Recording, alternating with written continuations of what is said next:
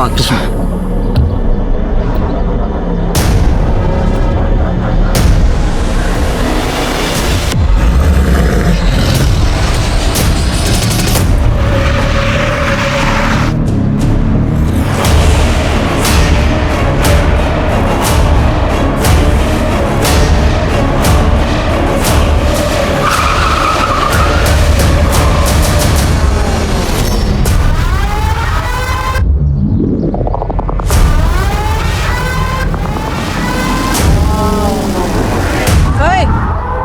ऐसी हरकत करने की सोचना भी मत, वरना गाड़ी सीधे तेरे ऊपर चढ़ा दूंगी।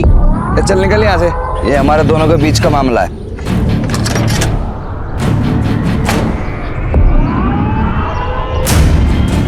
ये हमारे भी बीच का मामला है। प्रिया मेरी बेस्ट फ्रेंड है। अगर आइंदा इसके आसपास भी नजर आया ना तो गाड़ी सीधा तेरे घर में घुसा दूंगी। नीति, नीति, चल निकल यहाँ से, निकल। देख लूंगा तू। जान तू इसको झेलती क्यों है? गरीबों को तो झेलना ही पड़ता है ना। और वैसे भी किस्मत का क्या पता, कल को अगर मुझे इससे ही शादी करनी पड़ जाए। ऐसा सोचना भी मत, वरना गाड़ी तेरे ऊपर ही चढ़ा दूंगी मैं। देख, अगर पैसे की प्रॉब्लम है ना तो तू मुझे बता दे, मैं पापा से बात कर लूंगी, तेरी कहीं ना कहीं जॉब लगवा देंगे वो तो अच्छा हुआ मेरा ड्राइवर आज गुटली मार गया, तो मुझे खुद डिलीवरी करने निकलना पड़ा। लड़की होके तू कंपनी चलाती है, डिलीवरी भी खुद ही देने जाती है, इतना सब कुछ तू कर कैसे लेती है? अरे हिम्मत हो तो सब कुछ पॉसिबल है, तू भी कर सकती है। चल तुझे घर छोड़ देती हूँ।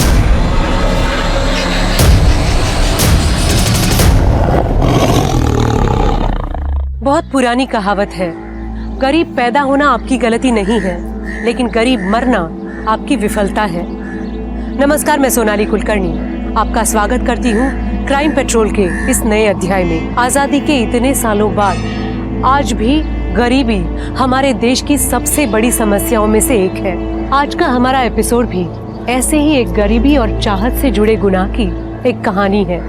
21वीं सदी के 2 दशक बीत जाने के बाद आज भी लोग अपनी चाहत को हासिल करने के लिए शॉर्टकट्स ढूंढ रहे हैं। इच्छा रखना और उसे पाने के लिए कोशिश हमेशा करनी चाहिए, लेकिन फर्क तो सिर्फ इस बात का है कि आप किस माइंडसेट के साथ आगे बढ़ रहे हैं।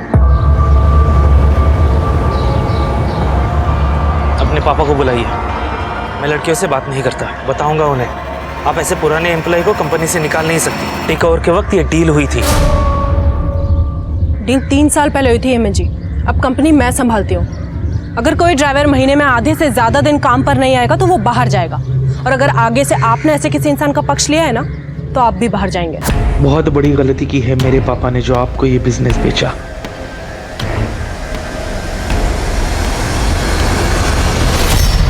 दीदी, आपके झगड़े फिर से चालू हो गए। अरे तो क्या करो स्वाति, ऐसे लोग ऑफिस आकर लड़कियों को धमकाएंगे, उनको परेशान करेंगे, तो ऐसे लोगों को ऐसे ही हैंडल करना पड़ता है। अरे दीदी, तो पापा से बात करो ना, आप क्यों झगड़ा करते फिरते हो? नहीं नहीं, पापा को पहले ही 10 टेंशन है फैक्ट्री की। स्वाति मेरी बात सुन, पापा को कुछ भी नहीं बोलेगी, ठीक है? अरे बोला था ना आराम से काम करो।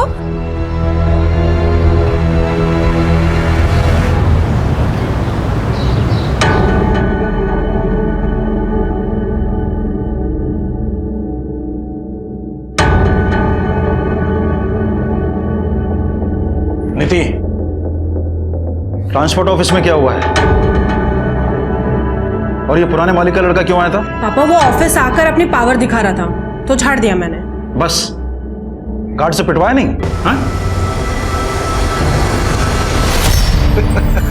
क्या पापा, आप भी ना। अरे मेरा बच्चा, जो तुझे ठीक लगे ना वो कर, किसी से डरने की कोई जरूरत नहीं है। प्रॉफिट डबल कर दिया तूने बिजनेस का। बल्कि मैं तो ये सोच रहा था कि अपनी आयरन फैक्ट्री बंद करके तेरे साथ ट्रांसपोर्ट ऑफिस में बैठ जाता हूँ, बस एक बार तेरी शादी करो। पापा ये शादी, अरे रुक ना बेटा, ये देख कुछ फोटोग्राफ्स आए। अरे देख तो सही, इनमें से तेरे बिजनेस के साथ किसी को कोई भी प्रॉब्लम नहीं है। ये लड़के वड़के देखना नहीं होता मुझसे, एंड आई नो आप मेरे लिए जो चुनोगे बेस्ट चुनोगे।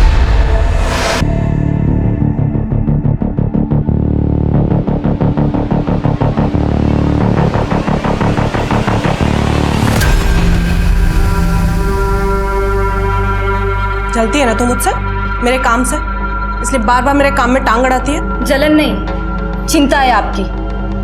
ठीक है, करो जो आपके मन में है, लड़ो लोगों के साथ, कोई कुछ कर देगा किसी दिन तो। अपना मेकअप का कोर्स करने मुंबई जा और आइंदा मुझसे बात मत करना।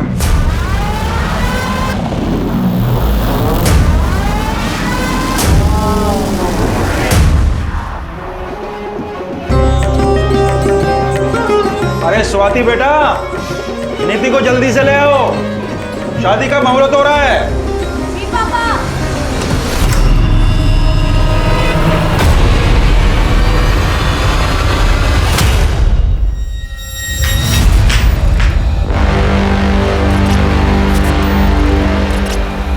प्रिया, आप दीदी को लेके आएंगे प्लीज?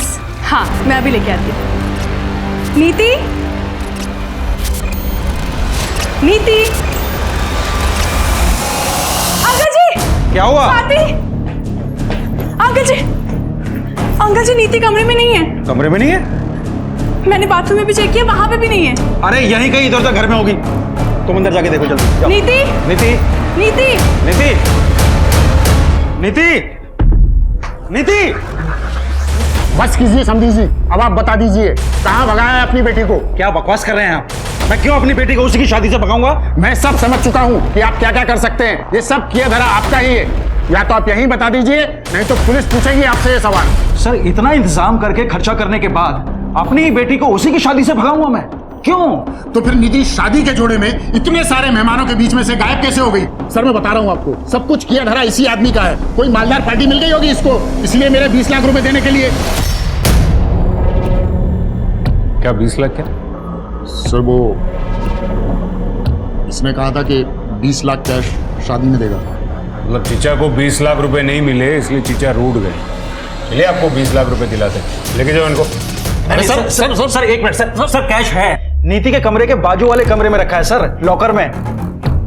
और समधी जी, आप गलत इल्जाम लगा रहे हैं हमारे ऊपर। कैसे बाप है आप? एक और बेटी को बिजनेस शुरू करके देते और फिर दूसरी ओर ये दहेज।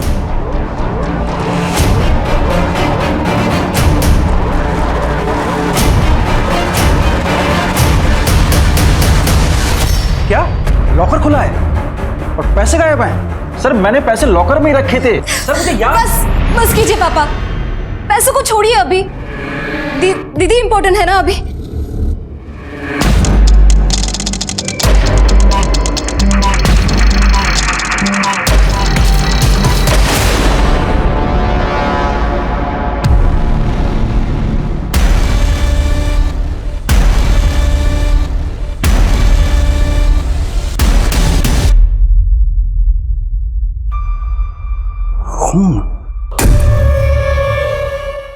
देखिए, नीति बिजनेस करती है और जाहिर है कि बिजनेस में राइवल्स तो होंगी, तो उसका किसी के साथ कोई झगड़ा या फिर किसी पर आपको कोई शक? हेमंत हो सकता है, या फिर वो प्रिया का आशिक अभय। अभय और हेमंत वाली बात तो पुरानी हो गई है। तू ब्यूटी पार्लर के कोर्स के लिए मुंबई चली गई थी, तुझे कुछ नहीं पता है। सर वो आए दिन नंदू टेरिस पर आ जाता था। नंदू? जी, नीति के लिए उसका रिश्ता आया था। बताया गया था कि वो डॉक्टर है, लेकिन बाद में पता चला कि वो किसी अस्पताल में छोटी सी जॉब करता है, सिर्फ 30,000 रुपए कमाता है। तो मैंने रिश्ता कैंसिल कर दिया। इसी बात को लेकर पूरी फैमिली झगड़ा करने आती थी, और खास करके वो नंदू। तो क्या करता? नीति के पापा उससे बात तक नहीं करने देते थे, इसीलिए एक दफा बात करने के लिए टेरेस के थ्रू गया था। लेकिन इसका ये मतलब नहीं होता ना कि मैं नीति को उठा कर लेके जाऊंगा। मेरे हॉस्पिटल में मेरे बारे में पूछताछ कर लीजिए। आज तक किसी के घर में डाका डालने की नौबत नहीं आई नंदेश शर्मा की। मैं नीति जितना नीच नहीं हूं सर कि बिजनेस के लिए इस हद तक गिर जाऊंगा। आप किसी से भी पूछ लीजिए, उस रात मैं अपने घर पे था, और ये जो उसकी हरकतें थी ना, ये तो होना ही था उसके साथ। हाँ, मैं गया था वहां पे। नीति के बगल में ही मेरे चाचा जी रहते हैं, उनकी लड़की का बर्थडे है आज, इसलिए गया था। अरे साहब, कुछ करना होता ना तो 6 महीने पहले कर देता। 6 महीने इंतजार क्यों करूंगा? वैसे भी मेरी और प्रिया की शादी होने वाली है। पर प्रिया तो तुम्हें पसंद ही नहीं करती है ना? साहब, प्रिया तो मुझे हमेशा से पसंद करती थी, और वो नीति है जो उसको मेरे खिलाफ भड़काती रहती है। एक नंबर की चालाक लड़की है।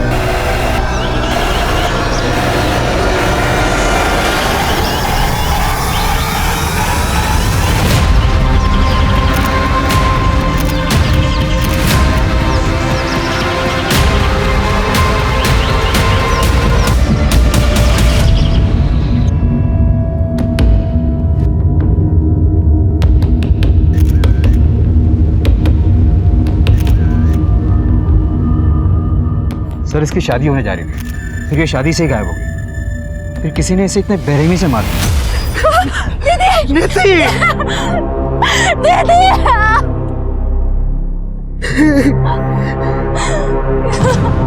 किसने किया? गहने कहाँ गए? सब 14-15 लाख से ऊपर के गहने थे।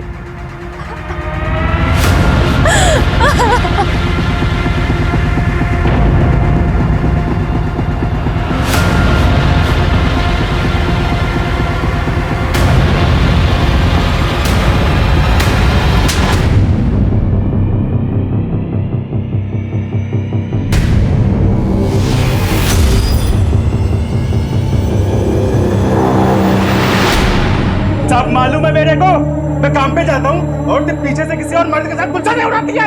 ये गाँव वालों की बातों पे भरोसा कर रहे हो? तुम मुझ पे शक कर रहे हो? मुझे धक्का देती है।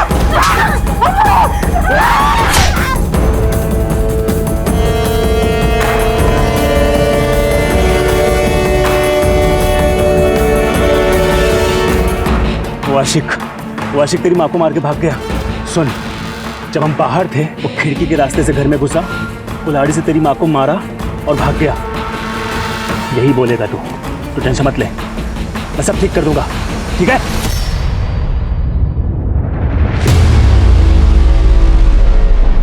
सर ये ब्रिजनाथ बहुत ही अजीब बात है। सामने बेटी की लाश पड़ी थी और उसके मुंह से सबसे पहले क्या निकला? गहना। पांडे, अगर ये ब्रिजनाथ अपनी ही बेटी नीति को प्लान करके गायब करता है तो फिर ये नीति की लाश। एक काम करो, ये ब्रिजनाथ का फोन मंगवाओ। एक मिनट बताइए, बात क्या है? मुझे मिलने दीजिए साहब से। एक मिनट मैडम, बोलिए क्या बात है?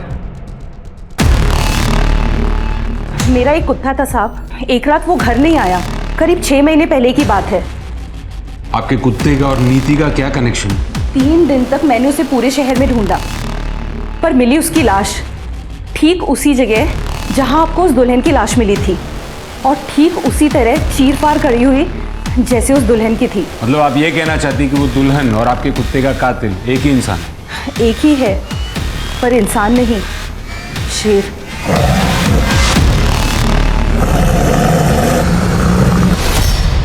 मैडम इस जंगल में सियार तक नहीं है, शेर? मुझे मालूम था आप लोग ऐसे नहीं मानेंगे, इसीलिए। 1 मिनट। जीतू इधर आ। साहब ये जीतू है, वो रामदीन सिंह है ना, उसकी वर्कशॉप में काम करता था, जहां वो लकड़ी और रद्दी का काम होता है। अभी 3 महीने पहले इसने नौकरी छोड़ी है। जीतू बता ना साहब को, तूने उस दिन क्या देखा था?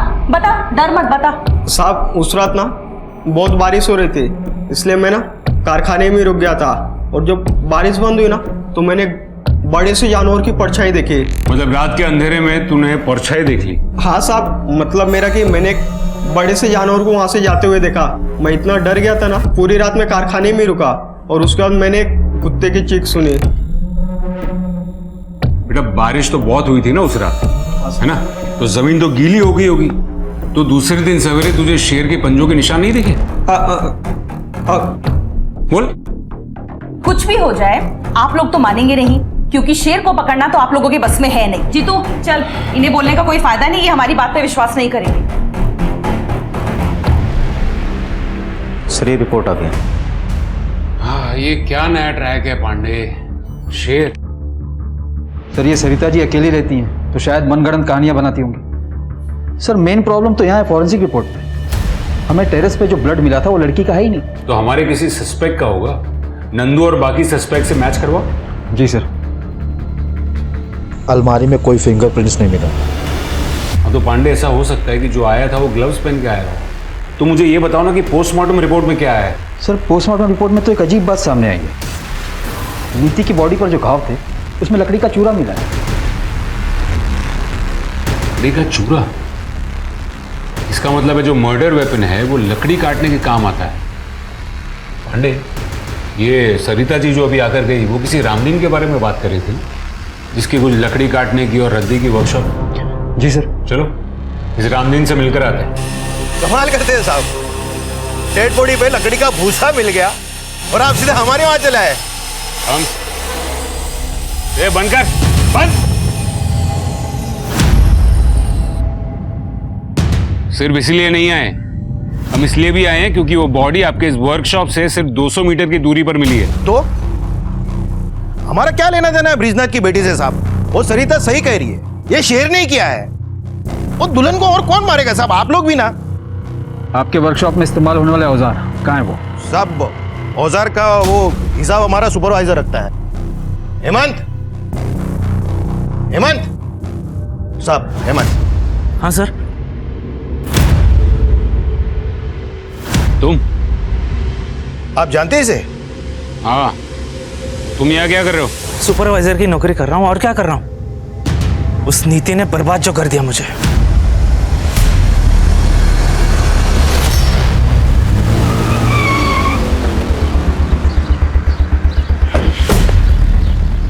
पांडे, ये हेमंत जितना सीधा दिखता है उतना सीधा लगता नहीं है। पर सर हमने पता तो किया था, हेमंत के कॉल रिकॉर्ड के हिसाब से उस रात वो अपने घर पर ही था। और तो और आईपी भी चेक किया उसका, वो उस वक्त ऑनलाइन कुछ वीडियोस देख रहा था। सर वैसे कॉल रिकॉर्ड से एक बात याद है। क्या? जब मैं कॉल रिकॉर्ड चेक कर रहा था तो उसमें से मुझे एक सर, मेरी बहन नीति के कातिल का कुछ पता चला क्या? ऐसे कैसे कोई घर में घुसकर दीदी को गायब कर सकता है? आप तसल्ली रखिए, हम इन्वेस्टिगेशन कर रहे हैं। ऐसे कैसे तसल्ली रखूं? एक छोटा सा झगड़ा क्या हो गया? दीदी ने मुझसे बात ही करनी बंद कर दी थी, इसलिए मुझे कुछ पता ही नहीं चला कि यहाँ पे क्या हो रहा है। आप प्लीज हमें बताइए कि पिछले 1-1.5 महीने से नीति का फोन इनएक्टिव क्यों था? इनएक्टिव? सर ऐसे कैसे हो सकता है? दीदी को तो बहुत सारे कॉल आते थे ऑफिस के काम से। हमने उनके ऑफिस में भी पता किया, वो उस दौरान ऑफिस जाती ही नहीं थी। सर दीदी बीमारी तक में ऑफिस मिस नहीं करती थी। सर ये कॉल रिकॉर्ड आपको देखनी चाहिए। उस दिन अगर तुम अपना बर्थडे घर पर मना रहे थे तो तुम्हारे फोन की लोकेशन जंगल में क्यों दिखा रही थी? क्या सर सिर्फ उसी दिन का चेक किए? कुछ दिन पहले का चेक करते तो हर दिन का लोकेशन आपको वही मिलता। रनिंग करने जाता हूँ डेली। पिछले 2 सालों में 5 मैराथन भाग चुका हूँ मैं। अगले महीने मुंबई में मैराथन होने वाली है, उसी के लिए प्रिपरेशंस कर रहा हूँ। उस दिन हंगामे के बाद थोड़ा मूड ऑफ हो गया था, इसके लिए रनिंग करने निकल गया। देखो ये रनिंग, ये मैराथन, ये सब बकवास छोड़ो और सच सच बोलो। सर क्या प्रूफ है आपके पास कि मैं झूठ बोल रहा हूँ? अरे साहब से मिलना है यार। अरे रुको साहब, इस शहर में शेर घूम रहा है, हमें खबर मिली है। आप क्या कर रहे हैं साहब? क्या आप इंतजार कर रहे हैं कि हमें और हमारे बच्चे को खा जाए साहब? देखिए ये एक अफवाह है, जंगल में कोई शेर नहीं है। लेकिन सरिता जी अपने लोकल न्यूज चैनल पे बता रही है साहब कि शेर है। मैंने खुद सुनी थी शेर की दहाड़ उस दिन लकड़ी की वर्कशॉप के पास, पर पुलिस तो कभी ये मानेगी नहीं। सर अगर सच में ही शेर हुआ तो? कमाल कर रहे हो पांडे, मतलब 10 साल से शेर उस जंगल में है और अब अचानक उसे भूख लगी। पांडे मुझे टेंशन तो इन लोगों की हो रही है। आज तो जैसे तैसे भगा दिया, लेकिन डर फैल रहा है शहर में। पांडे अपने शहर में एक प्रोफेसर शेखर है, ये जंगल वगैरह में रिसर्च करते हैं। हाँ सर, उससे जंगल का चप्पा चप्पा पता है। उनको बुला के लेके आओ। शहर के लोगों को उनकी बात पर बहुत भरोसा है। अगर वो कहेंगे ना कि शेर नहीं है तो शायद लोग मान जाएंगे। जी सर।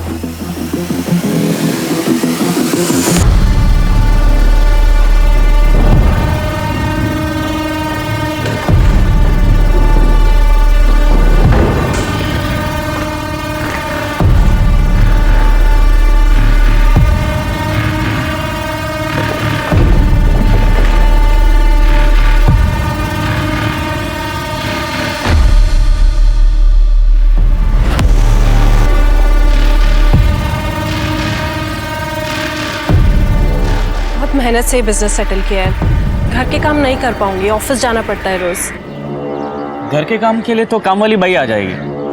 बिजनेस आपका पैशन है, वो ज्यादा इंपॉर्टेंट है। ये सब बातें आप सिर्फ मुझे इम्प्रेस करने के लिए तो नहीं कह रहे? वो जानने के लिए तो आपको शादी करनी पड़ेगी।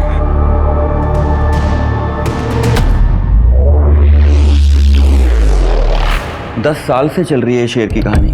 एक सर्कस कंपनी आई थी, उनके पास शेर तो था नहीं, लेकिन उन्होंने पूरे शहर में ढिंडोरा पीट दिया कि शेर का खेल दिखाएंगे, और इवेंट वाले दिन उन्होंने कह दिया कि शेर जंगल में भाग गया। तब से लोगों को लगता है कि जंगल में शेर है। प्रोफेसर साहब, अगर जंगल में शेर नहीं है तो फिर ऐसा कौन सा जानवर है जो इंसान की जान ले सकता है? सर, ऐसा कुछ भी नहीं है। इतने सालों से मैं पेड़ों की गैर कानूनी कटाई के खिलाफ लड़ाई लड़ रहा हूँ, और इसीलिए इस जंगल का चप्पा चप्पा जानता हूँ मैं। और जितना मैं लोगों को समझाने की कोशिश करता हूँ कि जंगल में कोई शेर नहीं है, उतना ही मेरी बुआ लोगों को आकर बोलती है कि इस जंगल में शेर है, शेर है। बुआ? हाँ सर, सरिता जी मेरी बुआ हैं। वो मेरी बात समझती ही नहीं है। लेकिन खैर, अगर आप कह रहे हैं तो मैं पूरी कोशिश करूंगा कि लोगों को समझा पाऊं।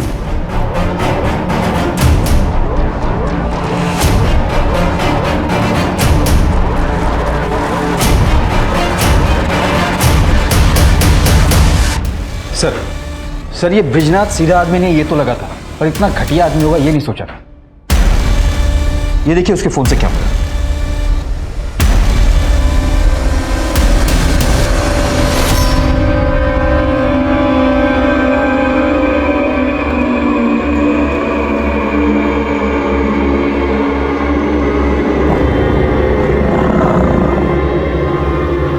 कौन है?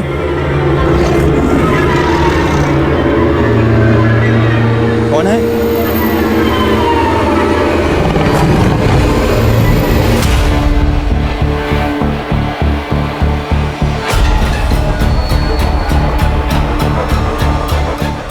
सर, मैं क्यों अपनी बेटी की ऐसी फोटोग्राफ्स लूंगा?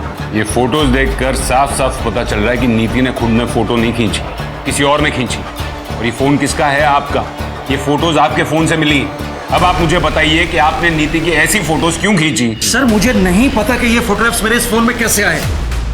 और सर, आप मेरी बेटी के कातिल को और उस आदमी को क्यों नहीं ढूंढ रहे हैं जिसने मेरे सारे पैसे और मेरे सारे गहने चुराए हैं? कौन है? अरे कौन है वहां? फिर से आ गए ना तुम लोग यहाँ पेड़ काटने के लिए?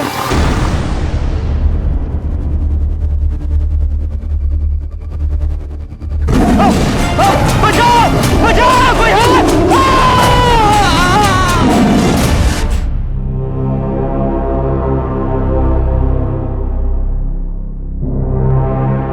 ऐसा क्या देख रही है? आपने सच में दीदी के साथ कुछ किया तो नहीं ना? शादी के कुछ हफ्ते पहले से दीदी का फोन क्यों बंद था? तेरी हिम्मत कैसे हुई मुझसे ऐसी घटिया बात करने की? और उसका फोन बंद नहीं था, तुझसे बात नहीं करनी थी।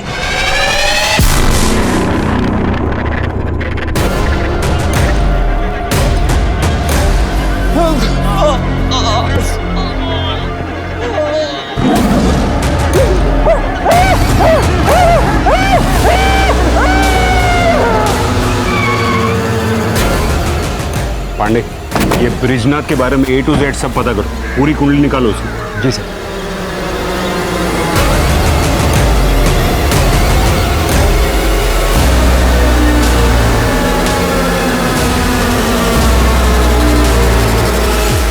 ये तो एकदम दुल्हन को जैसे मारा था ना, बिल्कुल वैसे ही मारा है।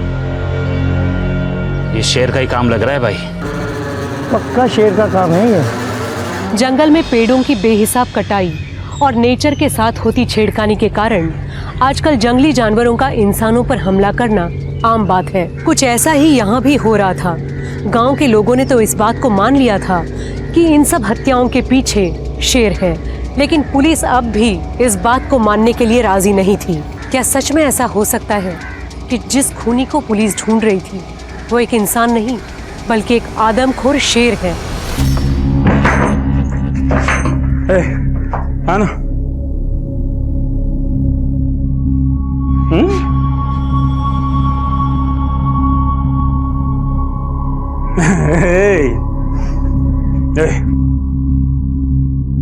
तेरे को बोला था ना, सब ठीक कर दूंगा मैं। एक बार फिर से अपना घर बस रहा है। ये तेरे माँ जैसी नहीं है, बहुत ख्याल रखेगी तेरा। है चल जा बाहर खेल। है चल, और दरवाजा बंद कर लेना। हाँ हाँ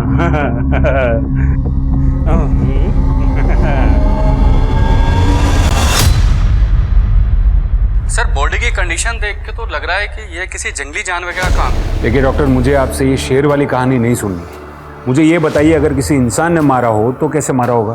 तो सर उसके लिए 2 हथियारों का इस्तेमाल एक ही साथ हुआ है, एक कुछ हथौड़ी जैसा और दूसरा धारदार औजार। ठीक है। सर दुल्हन की बॉडी पर से जेवर गायब थे। अब ये काम शेर का तो नहीं हो सकता ना? पर सर शेखर की बॉडी पर ना जेवर थे ना पैसे, फिर कोई आदमी उसे क्यों मारेगा?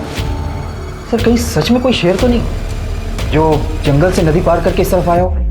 पांडे, नदी के पार जंगल नहीं गांव है, और फोकस शेर पे नहीं इस पे करो। 3 साल पहले शेखर ने रामदीन के खिलाफ इलीगल पेड़ की कटिंग को लेकर कंप्लेंट दर्ज की थी। मतलब रामदीन के पास शेखर को मारने का मोटिव था, लेकिन उसने अपने वर्कशॉप के पास ही क्यों मारा? सवाल ये नहीं है पांडे, सवाल ये है कि रामदीन ने शेखर को मारने में 3 साल क्यों लगा दिए?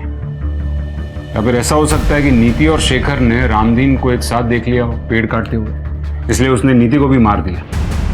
सर इस रामदीन को उठा लो? नहीं, अभी नहीं। फिलहाल उसके खिलाफ सबूत इकट्ठा करने होंगे। एक काम करो, रामदीन की पास्ट और प्रेजेंट की पूरी हिस्ट्री निकालो और देखो कोई ऐसा मिलता हो जिसे वर्कशॉप के अंदर की सारी डिटेल्स पता हो। सर वो जीतू था ना जो रामदीन की वर्कशॉप में काम करता था? मैं कह रहा था मैं नहीं आ पाऊंगा इस बार त्योहार पर। यहाँ पे एक अजीब सा मर्डर का केस आया है। पर भैया देखो ना, कुछ हो सकता हो तो। नहीं हो पाएगा। एक दुल्हन का मर्डर हुआ है ना, वो भी बड़ी अजीब तरीके से पूरा चीर फाड़ दिया उसको। एक दुल्हन के मर्डर का केस हमारे थाने में भी आया था कुछ 1 साल पहले, सेम वैसे तरीके से उसे भी चीर फाड़ दिया गया था और आज तक ये केस सॉल्व नहीं हो पाया। शेर की बात ही हो रही। सर मेरा भाई श्याम मेरे गांव पालिका एक कांस्टेबल है। तो सर उसके थाने में भी सेम केस आया था जो अभी तक सॉल्व नहीं हुआ है। सर शेर का तो पता नहीं, लेकिन मर्डर जो है लगभग सेम तरीके से ही हुआ है। और सर जिसका मर्डर हुआ था ना, वो एक दुल्हन ही थी। कब हुआ था ये? और उस केस की और कोई डिटेल्स हैं? सर करीब 1 साल पहले की बात होगी, लेकिन सर दुल्हन की आइडेंटिटी अभी क्लियर नहीं हुई है। ठीक है, वहाँ के ऑफिसर से बात करवाओ। जी सर। साहब वो ब्रिज जी के यहाँ पे ज़्यादा पैसे मिल रहे थे मुझे, इसलिए मैं वर्कशॉप पे नौकरी छोड़ दी थी। और वहाँ पे शेर का भी तो खतरा था ना साहब। मेरे सामने शेर की बात मत करना, समझा? अच्छा मुझे बता कि तेरे वर्कशॉप पे कोई अक्सर रामदीन को मिलने आता था क्या? हाँ, हफ्ते में 1 दिन उनसे कोई तो मिलने आता था। उस दिन सबके जाने के बाद साहब वर्कशॉप में अकेले रुकते थे। साहब उस दिन मैं अपना झोला भूल गया था, इसलिए वापस लेने गया था। क्या कर रहे तू इधर? मेरी छुट्टी हो गई ना? साहब मेरा झोला भूल गया था मैं यहाँ पे। हो गया ना? चल निकल। हाँ गया वो। आ जाओ। कौन था वो? साहब मैं ज्यादा कुछ नहीं देख पाया था, रामदीन जी ने मुझे भगा दिया था वहां से। सर एक मिनट।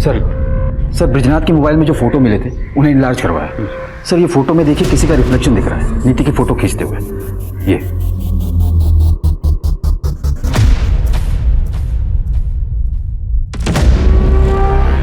सर ये तो सुलभा है। सुलभा? हमारी नौकरानी। सुलभा, सुलभा!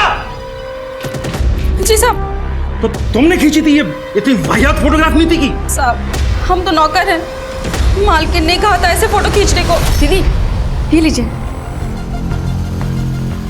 दीदी जल्दी कीजिए, साहब ने देख लिया तो मुसीबत हो जाएगी। एक मिनट चलिए। हाँ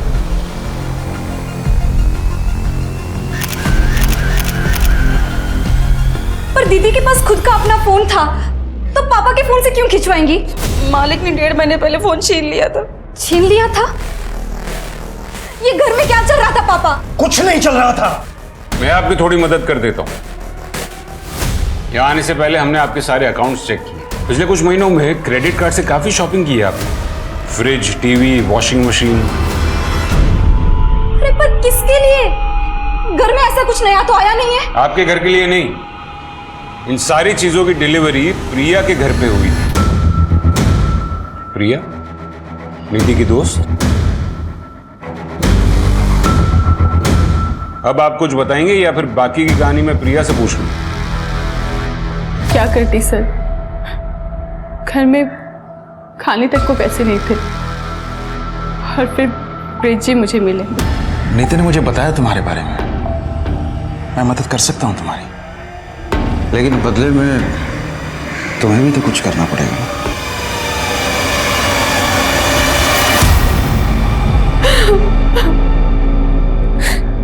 मेरे पास और कोई रास्ता नहीं था सर। और नीति को यह बात कब पता चली?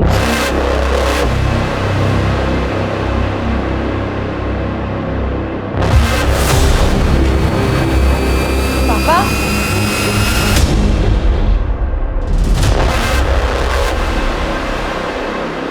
और जब नीति ने आपकी इस हरकत का विरोध किया तो आपने उससे उसका फोन छीन लिया, उसका ऑफिस जाना छुड़वा दिया। वो अपने बाप से बदतमीजी कैसे कर सकती थी? और बच्चों को संस्कार सिखाने के लिए ना ऐसे कदम उठाने पड़ते हैं। संस्कार नहीं, डर। इस बात का डर कि कहीं आपकी काली करतूत जमाने के सामने ना आ जाए। और आपको लगा होगा कि शादी के बाद तो आप नीति जैसी कॉन्फिडेंट लड़की को रोक नहीं पाओगे। तो पापा,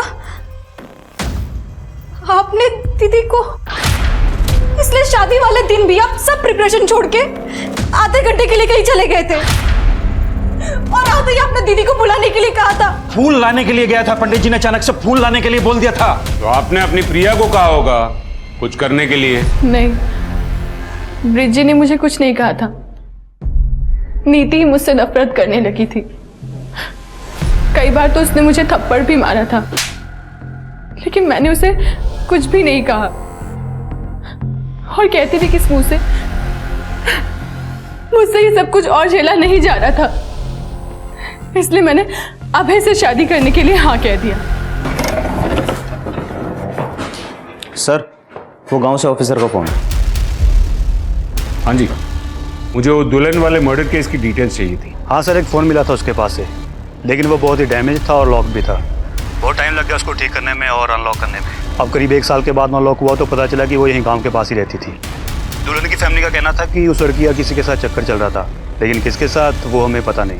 थैंक यू वेरी मच। और कोई डिटेल्स मिले तो हमारे साथ शेयर कीजिएगा। Okay sir. मेरा पूरा परिवार बिखर गया। सर, प्लीज बता दीजिए कौन है मेरी दीदी का कातिल? पापा? देखिए, हमने पता लगाया आपके पिताजी वाकई में फूल लेने गए थे, तो फिर और कौन रह जाता है? नीति का बॉयफ्रेंड। बॉयफ्रेंड? नहीं सर, ये हो ही नहीं सकता। दीदी का फोकस सिर्फ बिजनेस पे ही था, और दीदी तो ये शादी से भी बहुत खुश थी। तो फिर एक जवान लड़की ऐसे फोटोज किसके लिए क्लिक करेगी? हमने फोन भी चेक किया, हमें कोई नंबर नहीं मिला। शायद वो इंटरनेट कॉलिंग से बात किया करती थी। और इस केस में ये पॉसिबल है कि घर से चोरी नीति ने या फिर नीति और उसके बॉयफ्रेंड ने मिलकर की थी। पैसे दीदी ने नहीं चुराए थे, मैंने चुराए थे। मुझे अपना ब्यूटी पार्लर खोलने के लिए पैसे चाहिए थे, और पापा को मुझ पे भरोसा ही नहीं था, और दीदी मुझसे बात ही नहीं कर रही थी।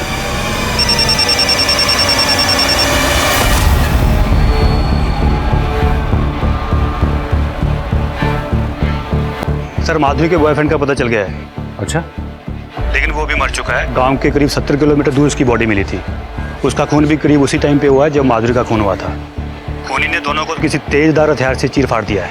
कमाल है, 3 खून और वो भी एक ही तरीके से। कोई सरफिरा खूनी घूम रहा है शहर में। मैं तुम्हें फोन करता हूँ। क्या हो रहा है यहाँ पर? देखिए साहब, ये आपकी लापरवाही का नतीजा। शेर ने तो इसे लगभग मार ही डाला। तो आप इसे यहाँ पर क्यों लेकर आए? पहले हॉस्पिटल लेकर जाइए। नहीं, जब तक आप शेर को नहीं पकड़ेंगे हम यहाँ से नहीं जाने। बस तुम बताओ क्या हुआ था? साहब, मैं जंगल से काफी दूर था और अचानक से पता नहीं कहा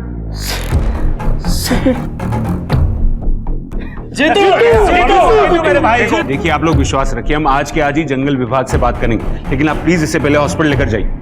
पांडे जी साहब। 2-4 लोग गांव के मरेंगे नहीं ना जब तक।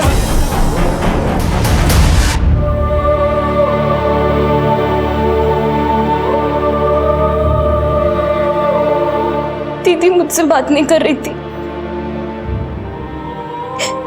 तो मैंने क्यों कोशिश नहीं की उनसे बात करने की? दीदी इतनी मुसीबत में थी, उनको मेरे साथ की जरूरत थी और मैं इतनी सेल्फिश हूँ कि सिर्फ अपने सपनों के पीछे दौड़ती रही। अगर मैं दीदी के साथ होती तो आज दीदी मेरे साथ थी। मेरे रहते हुए घर मर्द को देखती तू? छोड़ मुझे, तू क्या खरीद के लाया है मुझे? सबको बता दूंगी कि तूने अपनी पहली बीवी को कैसे मारा है। पूरी दुनिया को बताएगी? मारो माँ को मारो। 4 दिन हुए नहीं, इतना लगाव हो गया। मैं तेरा बाप दिन रात कोशिश करता हूँ सब कुछ ठीक हो जाए और तू उसकी मदद कर रहा है।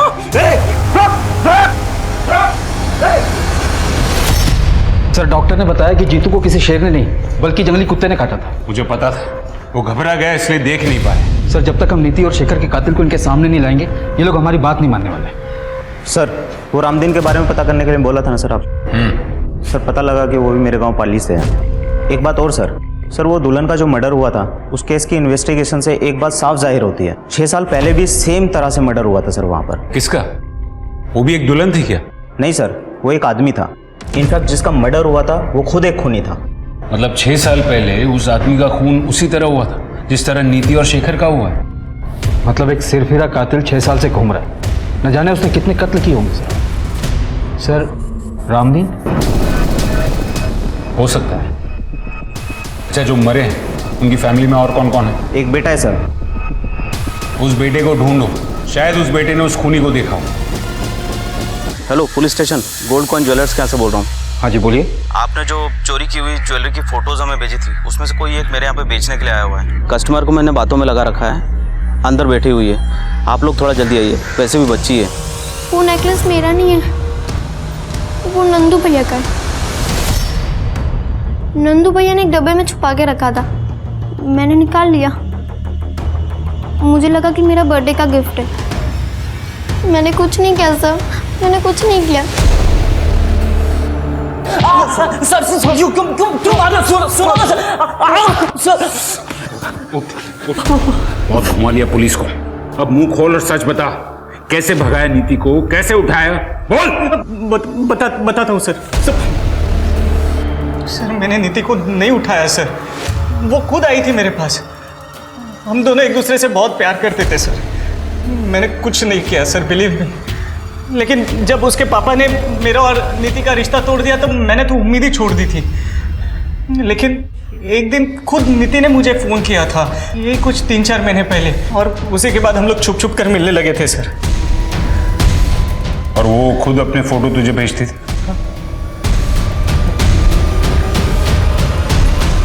जी सर, बॉयफ्रेंड था मैं उसका। लेकिन भागने का प्लान नीति ने बनाया था और हम लोग भागकर सीधा मुंबई जाने वाले थे। और बराबर शादी वाले थे? हाँ, मतलब नीति का ऐसा प्लान था कि शादी वाले दिन उसके पास ढेर सारे गहने होंगे तो मुंबई में हम लोग आराम से सेटल हो जाए। सारा नीति का आइडिया था, सब राजी खुशी हुआ। तो फिर टेरेस पर खून कहां से आया और वो जंगल के बाहर डेड बॉडी? जंगल में डेड बॉडी का तो नहीं पता सर, लेकिन वो टेरेस पे खून वाला प्लान मेरा था। हॉस्पिटल से मैं ब्लड सैंपल्स लेकर आया था और मेरे ही कहने पर नीति ने खुद वो ब्लड टेरेस पे डाला था सर। एक्चुअली मेरा और नीति का उस दिन जंगल में मिलने का प्लान था। नीति, अरे कहाँ हो यार तुम? नीति तो नहीं मिली, लेकिन उधर झाड़ियों में उसका पड़ा हुआ नेकलेस मिला सर।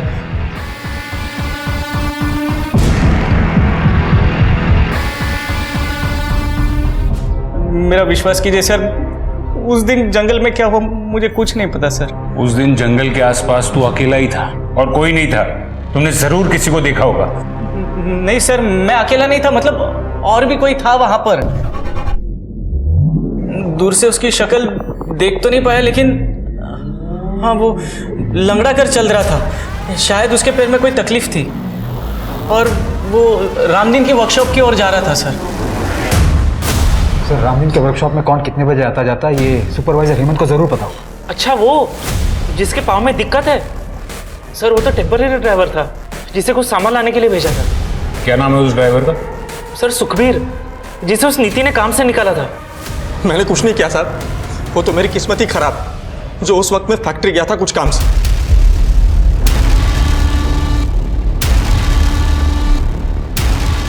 ये ब्रेसलेट तुम्हारा है? हाँ साहब। नया लिया? हाँ साहब। पुराना कहाँ है? पुराना मैं दिखाता हूँ। ये तुम्हारा ही है ना?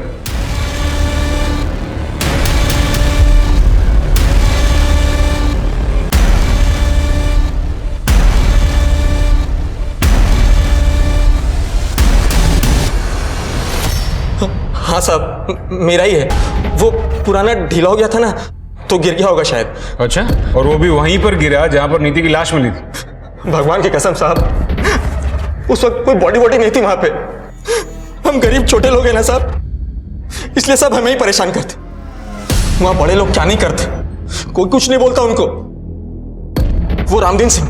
हाँ गया वो, आ जाओ। वो औरत, उसको देखा मैंने उसके साथ, वो शेर शेर करते फिरती है ना शहर में, वही औरत। सरिता? हाँ हाँ, वही सरिता। मतलब सरिता और रामदीन? मतलब पेड़ों की कटाई नहीं, आप दोनों के बीच जो रिश्ता है वो छुपाने की कोशिश कर रहे थे। नीति और शेखर ने आपको सरिता जी के साथ देख लिया था उससे, इसलिए आपने उन दोनों को। सर लेकिन एक बात समझ में नहीं है, दूसरे शहर जाकर उस दुल्हन को और उसके बॉयफ्रेंड को क्यों मारा आपने? अरे साहब ये क्या कह रहे हैं आप सर, हमने किसी को भी नहीं मारा है साहब। जब तक सब कुछ सच सच नहीं बता देते तब तक यहां से बाहर जाने नहीं दूंगा मैं।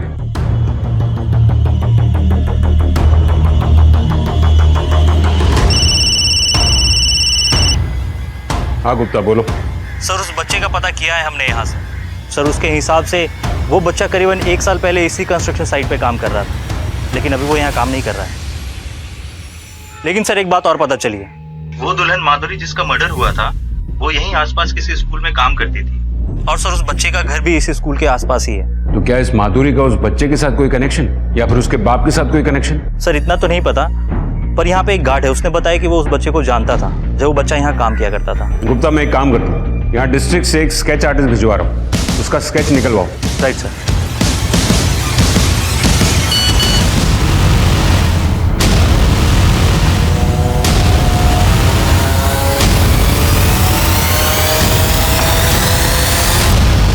अरे साहब हमें क्यों बंद करके रखा, हमने कुछ नहीं किया साहब, हम कह रहे हैं ना साहब। एक बात बताओ, तुम्हारे वर्कशॉप में जो जो काम करते हैं या करते थे, उनमें से तुम्हारे गांव पाली से कौन था?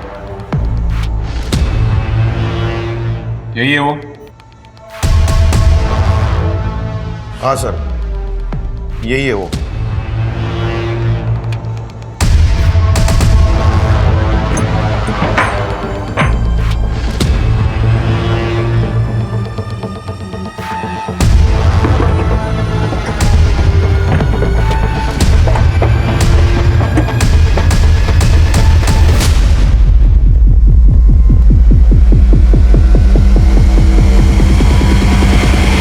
सर ये लोगो इस गांव में कई जगह देखने को मिलेगा।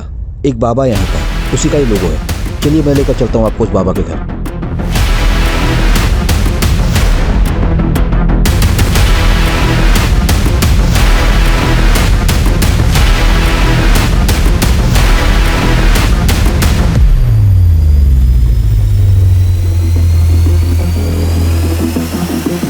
तुझे रामदीन ने इसीलिए काम पे रखा था ना, क्योंकि तू उसके गांव से है? हाँ रखा था तो साहब। और तुझे नौकरी सिर्फ इसीलिए करनी थी ना कि एक अच्छी सी लड़की से शादी करनी थी? साहब शादी करके घर तो बसाने हैं ना हमें भी। वाह ये कमाल है, लोग शादी करने के लिए मैरिज ब्यूरो में नाम लिखवाते हैं, पेपर में ऐड देते हैं, और तू मर्डर करता है। क्या साहब ये क्या बोल रहे हो आप? ये मैं नहीं बोल रहा हूँ, तेरा वो जंगल वाला बाबा बोल रहा है। थोड़ी जेल की हवा लगी, 2 डंडे पड़े तो मुंह खुल गया उसका। साहब मैं शादी करके ना सिर्फ घर बसाने वाला था। वो माधुरी थी ना, उससे बहुत प्यार करता था मैं, लेकिन उसने क्या किया, घर से भागने के लिए मेरा ही इस्तेमाल किया। किसके लिए? उस फालतू लड़के के लिए। मार दिया उसे।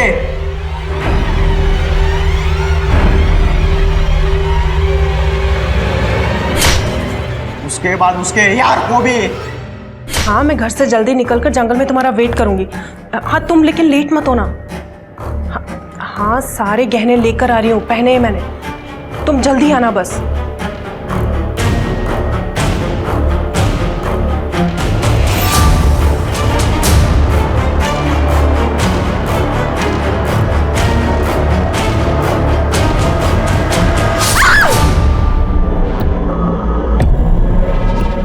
नीति ने क्या किया था? उसको क्यों मारा?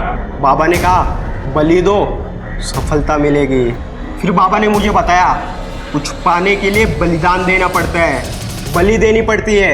एक जानवर, एक लड़की को मारकर तुझे सफलता मिलती, और शेखर उसकी बलि क्यों दी?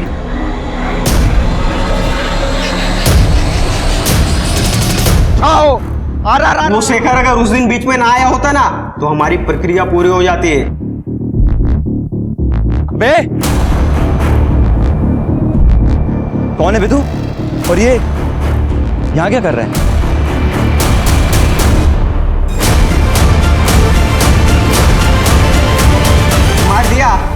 मार दिया उसको भी।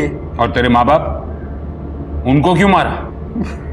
मेरी माँ को मेरे बाप ने मारा। वो जो कुछ भी बोलते थे मेरी माँ के बारे में, उनके आशिक के बारे में, सब कुछ झूठ था, सब गलत था। और ये दुनिया वाले उनकी झूठ को सच मानते थे। मगर मैं समझ गया था उस आदमी को, इसलिए मैंने उसको कुल्हाड़ी से मार दिया था। अब चिंता करने की कोई बात नहीं, बाबा ने मेरा शुद्धिकरण करवा दिया है। अब मैं शादी कर सकता हूँ, अपना घर बसा सकता हूँ। तेरा शुद्धिकरण तो बेटा अब हम करेंगे, और तेरा घर है ना, ये जेल में बसाएंगे। किसी चीज की बेहिसाब चाहत इंसान को गुनाह के रास्ते पर ले जा सकती है। चाहत पागलपन ना बने, इसके लिए हमें ये मालूम होना चाहिए कि हमें कब खुद को रोकना है। जीतू जैसे भोले और महत्वाकांक्षी इंसान की तलाश ऐसे ढोंगी बाबा को हमेशा होती है। वो उनके आसान टारगेट होते हैं। बाबा ने अपने लालच के लिए एक मासूम से बच्चे को एक बेरहम कातिल बना दिया। शादी करने के लिए उसके पागलपन का इस्तेमाल किया। वैसे कहते हैं ना, बच्चे कच्चे घड़े की तरह होते हैं, जिन्हें माँ बाप अपनी परवरिश से सही ढांचे में डालते हैं। इसी तरह देखा जाए तो मासूम जीतू से कातिल जीतू तक के सफर की शुरुआत तो उसके बचपन में ही हो गई थी। अगर समय रहते जीतू के माँ बाप जान गए होते कि उनके आपसी झगड़े का उनके बच्चे पर क्या असर पड़ रहा है, तो आज जीतू सलाखों के पीछे नहीं होता। माँ बाप बन जाना अलग बात है और जिम्मेदार माँ बाप बनना अलग। अब मैं सोनाली कुलकर्णी आपसे विदा लेती हूँ। फिर मिलेंगे क्राइम पेट्रोल सतर्क में एक ऐसे ही चौंका देने वाले केस के साथ। तब तक अपना और अपनों का ख्याल रखिए। आप जानते हैं हम सब एक मुश्किल दौर से गुजर रहे हैं। कृपया मास्क पहने, समय समय पर हाथ धोते रहें और उचित दूरी बनाए रखें। देखते रहिए क्राइम पेट्रोल सतर्क। जय हिंद।